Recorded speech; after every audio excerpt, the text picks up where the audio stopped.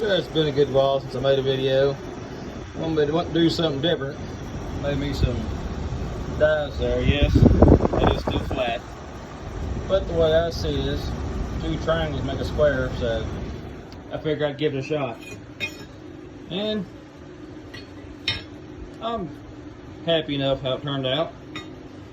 That's 20 layers there. It's a billet I had in my cabinet for who knows how long. I don't know how long it's been there, but a good while. But I'm going to try that and try my own mosaic patterns and see if I can come up with something different.